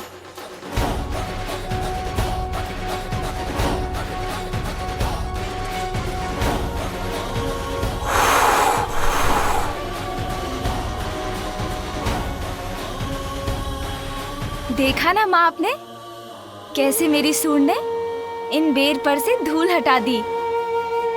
जो बुरा है उसे हटाकर अच्छे को अपनाने में मेरी सहायता करती है मेरी सूंड। इसलिए मेरी सूंड तो अज्ञानता को मिटाकर ज्ञान को ढूंढने की प्रतीक है माँ। सत्य कहते हो, बड़ी मनोहर है तुम्हारी सूंड। और मेरा ये विशाल गज मस्तक माँ, ये तो बुद्धिमता और ऐश्वर्य दोनों का ही प्रतीक है। क्योंकि गज के मस्तक पर तो स्वयं देवी लक्ष्मी का वास होता है। क्योंकि जो बुद्धिमान है वो तो अपनी बुद्धि से ही सब कुछ प्राप्त कर लेता है ना माँ?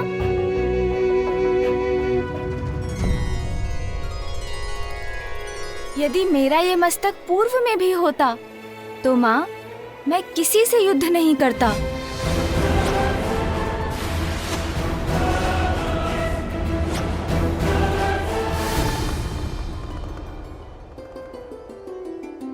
क्योंकि तब तो मैं अपनी बुद्धि का प्रयोग करता ना माँ। अब देखिएगा, इस मस्तक के कारण कभी आपके पुत्र का कोई अहित नहीं होगा।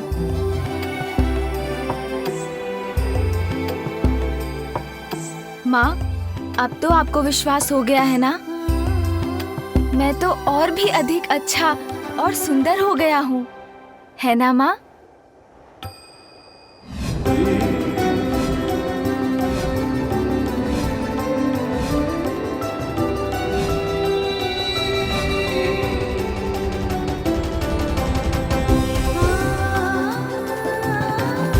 इसका यही रूप तो सर्वप्रथम मेरी इस कृति के रूप में उजागर हुआ था।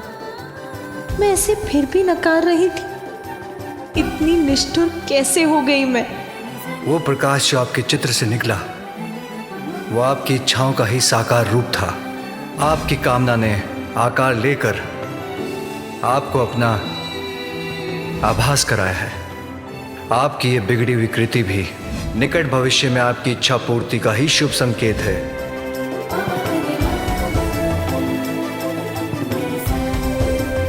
प्रत्येक बड़ी घटना के पीछे एक बड़ा कारण होता है पार्वती। तुम्हारे पुत्र ने तुम्हारी कृति के माध्यम से तुम्हें अपने आगमन का संकेत पूर्व में ही दे दिया था पार्वती।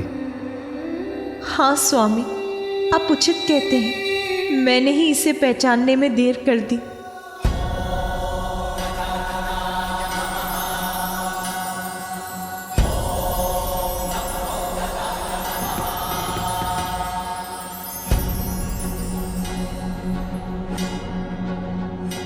अब किसी भ्रम में नहीं रहूंगी। अपने पुत्र पर अपना सारा स्नेह न्यौछावर करूंगी मैं। किन विचारों में डूब गई हो माँ? मुझे बताइए ना। मैं अच्छा हूं ना माँ?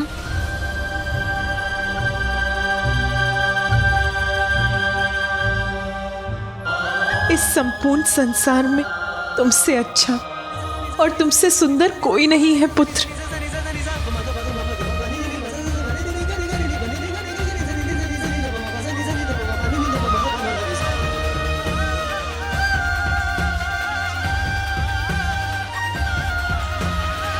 पुत्र प्रेम में इतना बह गई माता कि इस गजमुख को भी स्वीकार कर लिया। किंतु उचित ही है, क्योंकि हम देवताओं का हित तो इसी में निहित है।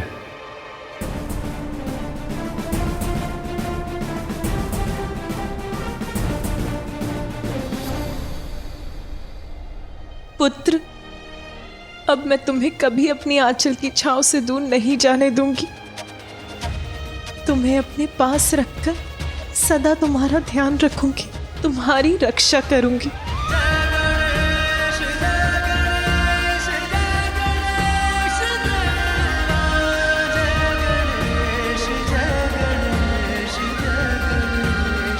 पुत्र, आज तुम्हारे ही कारण तुम्हारी माता पुनः प्रसन्न हुई हैं। तुम्हारे ही कारण उनके क्रोध से हमारी और संपूर्ण सृष्टि की रक्षा हुई है। तुम्हारे जन्म से सृष्टि में अनेकों जीवन रक्षित हुए हैं। तुम्हारे जन्म से संसार का अमंगल दूर हुआ है। सभी जीवों के लिए मंगलमयी है तुम्हारा जन्म पुत्र। इसीलिए मैं ब्रह्मा तुम्हें वरदान देता हूं कि आज से तुम मंगल मूर्ति के नाम से जाने जाओगे। स्वामी श्री मंगल मूर्ति जन जन पूजे होती कामना पूर्ति विघ्नहरण सुखदायक देव गणराया वांछित फल पाया जो चरणों में आया। जय देव जय देव।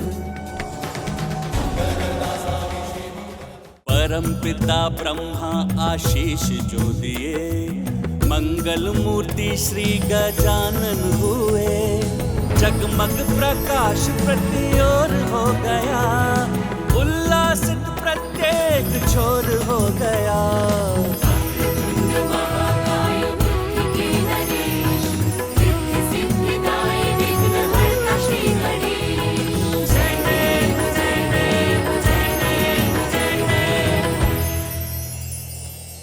मेरे पुत्र को ये मंगलमय आशीष देने के लिए आपको अनेक धन्यवाद ब्रह्मदेव।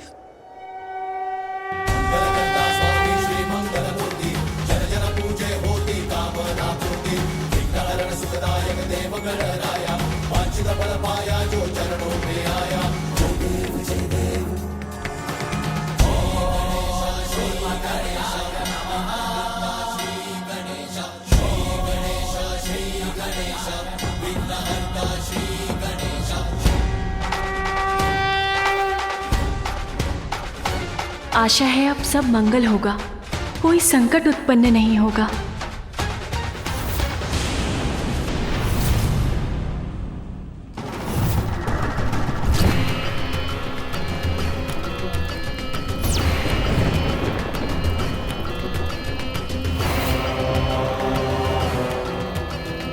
असुर सम्राट गजमुखासुर की, असुर सम्राट गजमुखासुर की, असुर सम्राट गजमुखासुर की, असुर सम्राट गजमुखासुर की, असुर सम्राट गजमुखासुर की, असुर सम्राट गजमुखासुर की, असुर सम्राट गजमुखासुर की, असुर सम्राट गजमुखासुर की, असुर सम्राट गजमुखासुर की, असुर सम्राट गजमुखासुर की, असुर सम्राट गजमुखासुर की।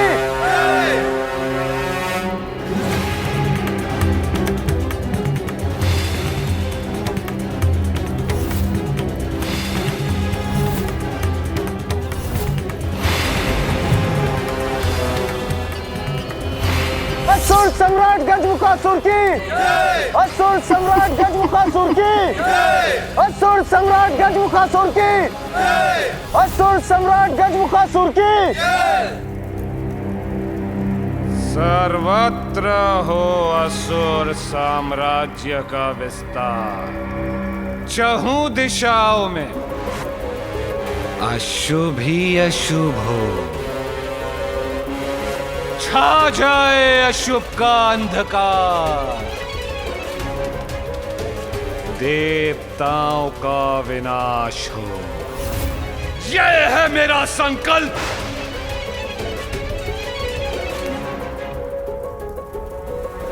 गजासुर के बाद अब मैं हूं पाताल लोक का सम्राट। देवताओं को नष्ट करेंगे हम, सभी लोगों पर छा जाएंगे, असुर विजयी होंगे।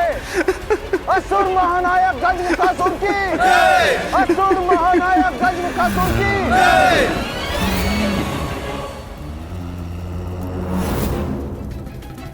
सेनापति, क्या हमारी असुर सेना देवलोक पर आक्रमण करने के लिए तैयार है?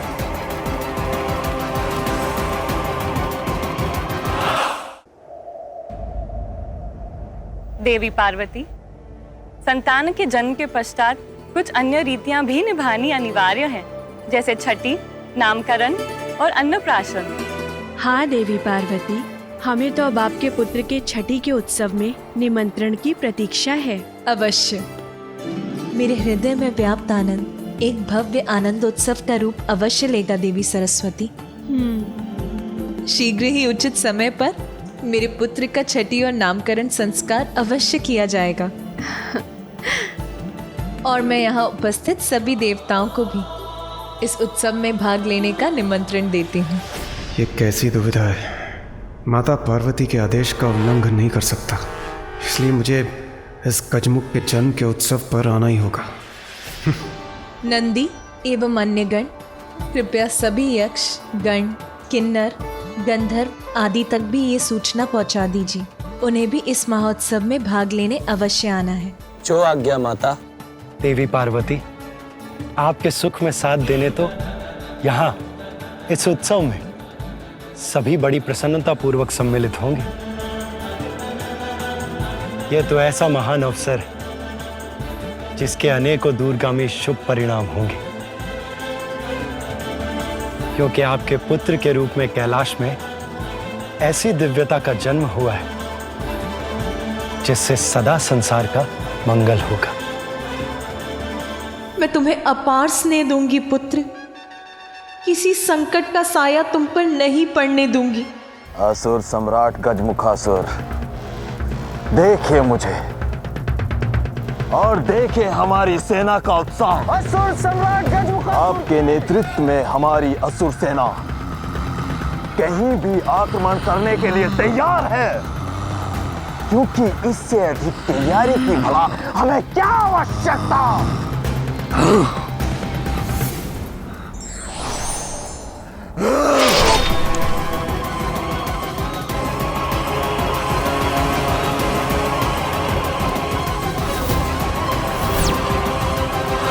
मेरे प्रश्न का उत्तर बस हाँ या ना में देना चाहिए था इस मूर्ख को। किसी अन्य के अधिक बोल नहीं सहन कर सकता मैं। जितना पूछूं उसके उत्तर से अधिक बोलने वाले को भयंकर दंड देता हूं मैं, यमलोक भेज देता